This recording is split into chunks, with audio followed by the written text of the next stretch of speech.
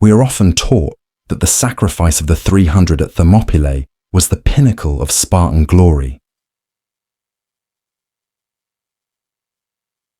Yet, lurking beneath that veneer of golden myth is a shadow so absolute. It has been whispered away from our history books. This is not a tale of noble defeat, but the terrifying account of how 10,000 Spartans returned with a single, cold purpose: to ruthlessly expunge the Persian Empire from the face of the earth. By 479 BC, the Persian war machine had reduced the magnificent city of Athens to a scorched wasteland, its sacred temples desecrated and its gods mocked. To the Greeks, the rules of civilized warfare had expired when the largest army in their history finally marshaled on the plains of Plataea. They did not bring mercy.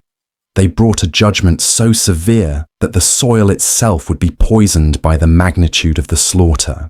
As we step into this theatre of ancient vengeance, light a signal fire by subscribing, and tell me in the comments, from which safe harbour in the world are you witnessing this history unfold? To truly understand the carnage that was about to unfold on the plains of Plataea, one must not look at the shiny bronze of the Spartan shields, but rather at the blackened, skeletal remains of what was once Athens. By the winter of 480 BC, the great city was no longer a metropolis of marble and philosophy, but a graveyard of silence. The Persian general Mardonius, in a calculated act of strategic erasure, had not merely occupied the city, he had dismantled it. The sensory experience of walking through Athens in those cold months would have been overwhelmingly oppressive, filled with the acrid stench of roasted limestone and the peculiar, metallic taste of ash that hung permanently in the stagnant air. Herodotus, the primary chronicler of these events, offers us a glimpse into this systematic destruction that serves as the first layer of context for our story. This was not random vandalism. It was a political statement etched in fire. The temples on the Acropolis were not just burned. They were toppled, their sacred columns shattered to expose the rebar of iron and lead within. A direct affront to the goddess Athena herself. For the Greeks, this went beyond the boundaries of warfare. It was a theological violation, a promise that if Persia could not rule Greece, they would simply ensure that there was no Greece left to rule. And amidst this landscape of desecration, the pressure began to mount, not in Athens, but hundreds of miles away in the austere, militaristic society of Sparta. Here, the atmosphere was thick with a different kind of tension. The king, Leonidas, was dead. His body had been subjected to unspeakable acts on the orders of King Xerxes, his head severed and displayed like a grotesque trophy for the Spartans, who viewed death in battle as the ultimate sacrament. This desecration of a king's corpse was a blasphemy that demanded an answer not in words, but in blood. Enter Pausanias. He is perhaps one of the most complex and troubled figures in this dark history. He was not the king. He was merely the regent, a cousin to the fallen Leonidas, ruling only because Leonidas's son was still a child. Imagine the suffocating weight upon his shoulders. He was walking in the shadow of a martyr who had become a god in the eyes of the people. Every breath Pausanias took was measured against the sacrifice of the 300. If he failed, he would be the man who let Sparta fall. If he succeeded, he would merely be doing what was expected. There was no glory for him to gain, only a duty to execute a verdict that had been silently passed by the Spartan assembly. The mobilization, when it finally came, was unlike anything the ancient world had ever witnessed. It was said that the ground itself trembled, not metaphorically, but physically, under the rhythmic cadence of marching feet. This was not a raiding party. This was the full might of the Peloponnesian League. 5,000 Spartiates, the elite peers of the realm, marched at the core. With them came 5,000 Perioeci, the free dwellers, and 35,000 helots, the subjugated serfs who were forced to fight for masters they despised, yet feared the Persians more. As they moved north, crossing the Isthmus of Corinth, the mood was devoid of the usual bravado associated with Greek armies. There were no songs. There was only the clatter of equipment and the low, murmuring prayers to Ares and Artemis. They were marching towards a scorched earth, carrying the memory of desecrated temples and a mutilated king. The why of the coming slaughter had been established. The Persians had broken the divine laws of respect for the dead and the gods. Now, the Spartans were coming to enforce the penalty. The sheer scale of the confrontation that awaited them is difficult for the modern mind to fully grasp without visualizing the geography of the battlefield.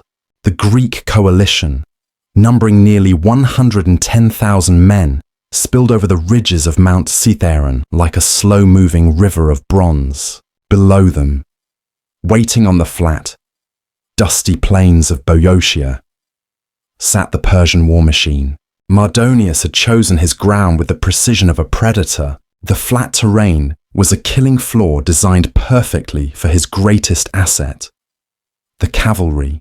And it is here, in the initial skirmishes of this grand campaign, that we encounter the first true horror of Plataea, embodied in a man named Mecistius. Mecistius was not merely a commander of the Persian cavalry.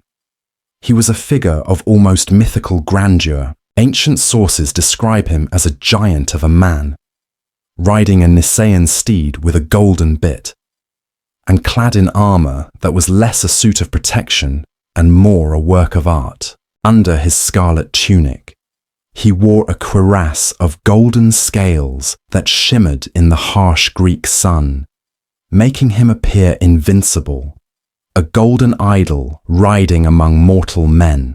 His psychological role was crucial. To the Persians, he was the avatar of their superiority. To the Greeks, he was the monster they had to bleed.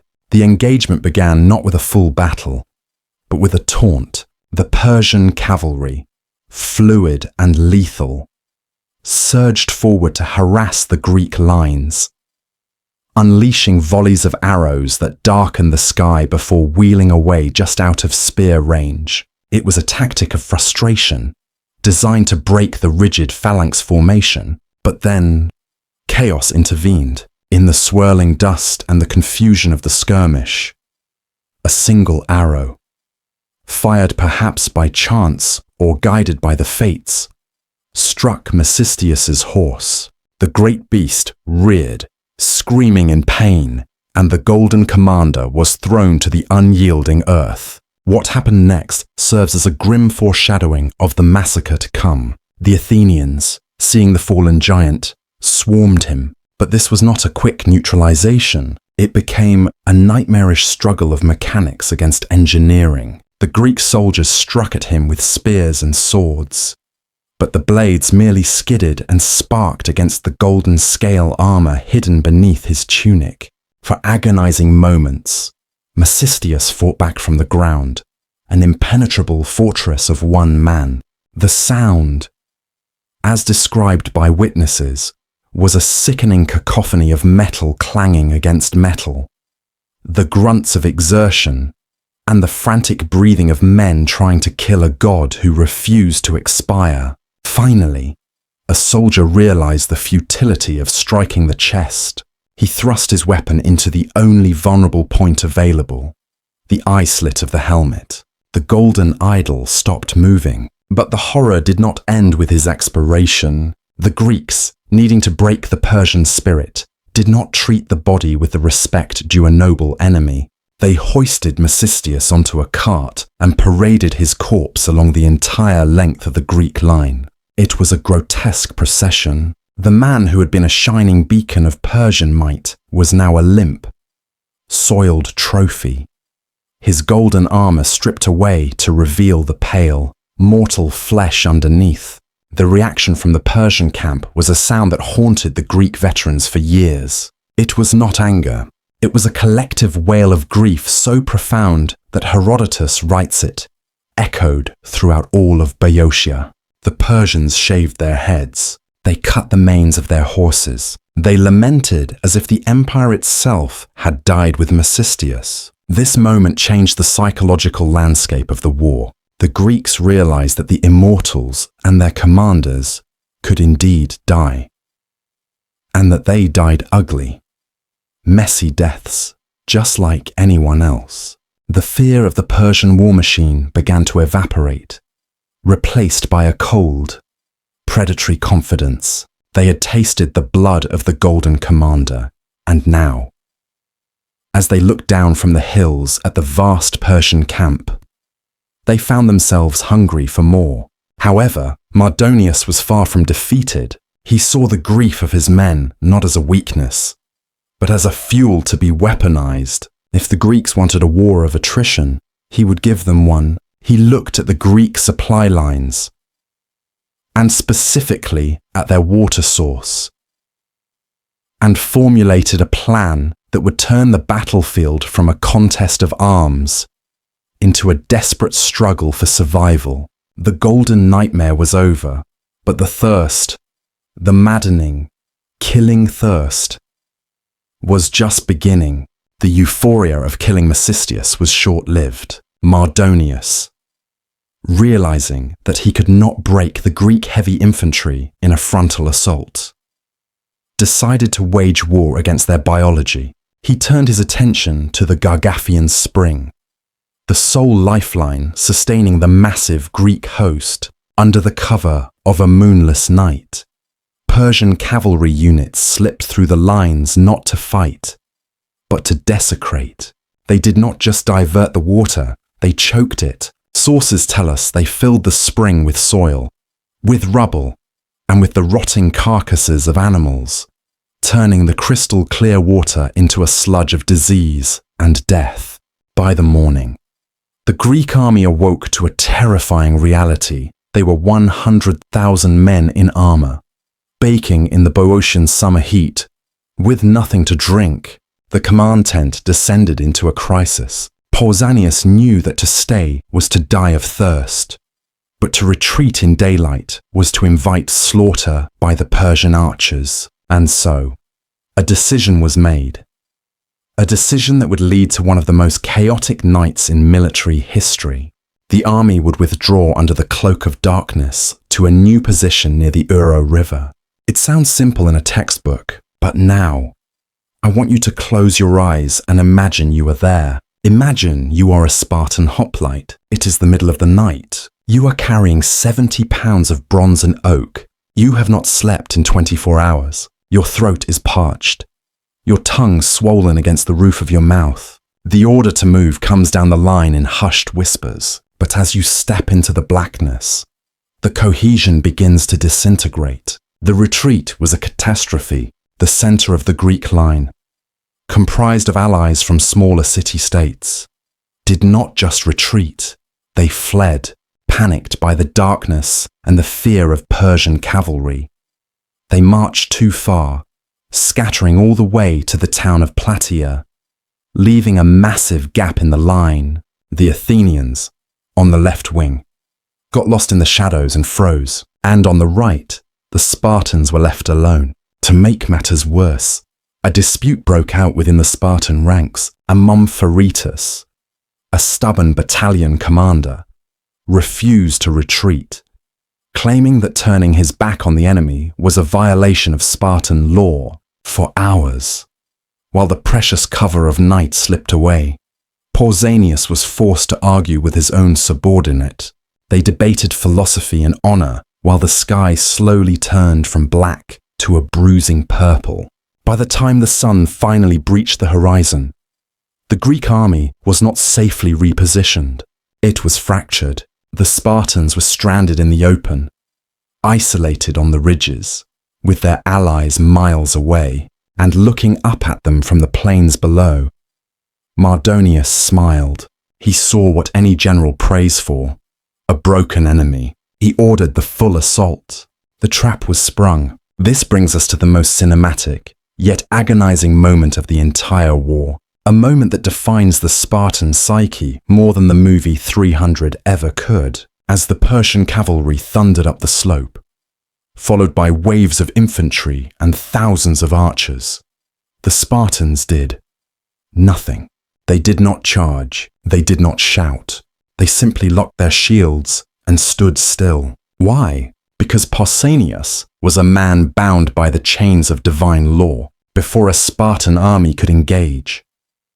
They required favorable omens from the Sphagia, the ritual sacrifice of a goat. The priests would slit the animal's throat and read the signs in the blood. If the signs were bad, you could not fight. Plutarch gives us a haunting description of this scene.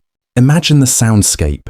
The air is filled with the terrifying thwip and thud of thousands of Persian arrows raining down. The sky darkens with each volley. Men are falling in the ranks. A spearman to your left grunts and collapses. An arrow through his shoulder. Another man drops silently, his neck pierced. But the order to lower spears does not come. The discipline required to stand there. To let yourself be turned into a pincushion without raising a hand in defense is almost inhuman. It is a level of psychological conditioning that borders on madness. Pausanias stood in the center of this storm, tears streaming down his face. He turned his eyes toward the temple of Hera on the nearby ridge, lifting his hands to the sky, screaming prayers to the goddess, begging her not to let the Spartans die in shame for an eternity, perhaps only minutes, but feeling like hours. The slaughter continued. The Persian infantry, emboldened by this passivity, ceased firing arrows and moved in close. They planted their wicker shields in the ground, forming a wall, and began to hurl javelins at the immobile Spartans. The distance closed. 10 meters, 5 meters. The Spartans could smell the sweat and leather of the enemy. And then, the omens changed, whether by divine intervention or simply Pausanias realizing he had no choice left. The priest declared the signs favorable. The reaction was instantaneous. It was as if a coiled spring of bronze had suddenly snapped. The order was given. The Spartans did not run. They surged. The entire phalanx, pent up with the rage of helpless waiting, lowered their spears in unison and stepped forward. The collision between the two armies was described by historians as a crashing of worlds. The Persians were brave men, but they were equipped for a different kind of war. They wore cloth tunics and carried wicker shields designed to stop arrows, not the heavy oak and bronze of a hoplite charge. The Spartan formation hit the Persian line like a sledgehammer hitting a basket of fruit. The sound of the battle shifted instantly from the whistling of arrows to the crunch of breaking wood and the wet tearing of linen. The Spartan spears, thrusting overhand, punched through the wicker shields as if they were paper. The Persians, realizing their weapons could not penetrate Spartan armor, resorted to desperate measures. Herodotus tells us they grabbed the Spartan spears with their bare hands, trying to snap the shafts, only to be butchered by the short swords. The Xephos that the Spartans drew for close quarters. This was no longer a battle, it was a grinder. The Spartans, moving with the mechanical efficiency of a thresher, began to walk over the bodies of the fallen, pushing the Persian line back, step by bloody step, towards the temple of Demeter. The silence of the morning had been replaced by the roar of industrial-scale killing, and in the center of it all, Pausanias, no longer weeping, watched the judgment he had prayed for finally take effect. The collapse of the Persian army did not happen all at once. It began with the removal of its head, Mardonius. The man who had burned Athens twice was fighting on a white horse, surrounded by his elite guard of 1,000 immortals. He was brave, certainly, but bravery is poor armor against a Spartan flying wedge. The end came not in a duel of honor, but with the brutal simplicity of a stone, hurled by a Spartan named Iamnestus, which struck the Persian commander in the temple. Mardonius fell, and as his body hit the dust, the nerve center of the invasion force was severed. What followed was a rout. The Persian formation disintegrated. Thousands of terrified soldiers fled back towards their fortified wooden camp, seeking the safety of walls. They believed that if they could just get inside, they could negotiate, surrender, or perhaps hold out for reinforcements. They did not understand who was chasing them. They were operating under the assumption that they were fighting men. But the Spartans were not men that day. They were instruments of a verdict that had already been passed. The Greeks surrounded the wooden fortress. At first, the Spartans struggled, for all their prowess in the open field. They were notoriously inept at siege warfare, but then the Athenians arrived, the engineers of the Greek world. They found a weak section of the palisade and tore it open. Now, we must pause. We must sandwich the horror that follows between the layers of historical context. Lest we judge the Greeks too quickly by modern standards, you must remember, in the ancient mind, this was not a war crime. This was a religious balancing of the scales. The Persians had burned the houses of gods. They had mutilated a king. Therefore, the laws of war that protected prisoners had been suspended. When the walls came down, the Greek army poured into the camp. What happened inside was not a battle. It was a liquidation. The ancient sources are terrifyingly concise about this. They describe a confined space packed with nearly 100,000 men. Soldiers, cooks, servants, camp followers, all pressed together in a panic. The Greeks moved through the tents with a methodical, cold efficiency. There was no room to swing a long spear, so the work was done with the short sword and the dagger for hours. The only sounds were the wet thud of iron and the screams of men realizing there was no exit. It was a claustrophobic nightmare of dust and blood. The Spartans did not take prisoners. They did not accept ransoms. They simply worked until the noise stopped. Herodotus provides us with numbers that seem impossible, yet they appear in multiple records. He claims that of the 300,000 Persians, likely an exaggeration, but let us assume a still massive 100,000, only 3,000 escaped. 3,000, that is a survival rate of less than 3%. When the sun set on the camp, the ground was so thickly carpeted with the fallen that one could walk from one end of the fortification to the other without ever touching the earth. The aftermath was surreal. In the center of this slaughterhouse, Pausanias found the royal tent of Mardonius. It was left untouched, filled with gold drachmas, embroidered tapestries, and silver basins. Pausanias, displaying that dry, dark Spartan humor, ordered the Persian cooks who had survived to prepare a typical Persian feast. When the table was set with roasted meats, exotic fruits, and wine in golden goblets, Pausanias ordered his own servants to place a Spartan meal next to it, a black broth of boiled blood and vinegar, served in a wooden bowl. He called his commanders together, pointed to the two meals, and laughed. "Look at the folly of the Persian," he said. "He had all this, yet he came here to rob us of this." It was a moment of triumph. But as they feasted, the smell of tens of thousands of decomposing bodies just yards away must have been overwhelming.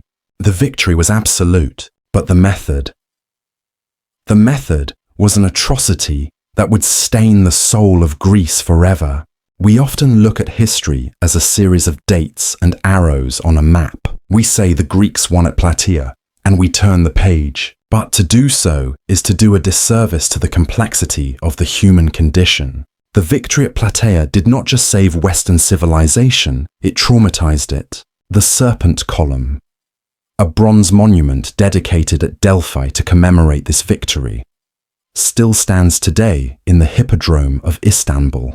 It lists the names of the 31 Greek city-states that fought, but it is the empty space around the column that speaks the loudest. It is the silence of the empire that was erased. The Spartans had avenged their 300. They had repaid the mutilation of Leonidas with the annihilation of an entire generation of Persian youth. But in doing so, they had crossed a threshold. They learned that to defeat a monster, one must sometimes be willing to descend into the dark oneself. As you go to sleep tonight, in the safety of your modern world, ask yourself this haunting question. If your survival demanded the absolute erasure of your enemy, if the only way to save your home was to become a creature capable of the slaughter at Plataea, would you have the strength to lift the sword, or would you have the mercy to let the empire fall? Sometimes, the scariest thing in history isn't the villain, it's the hero.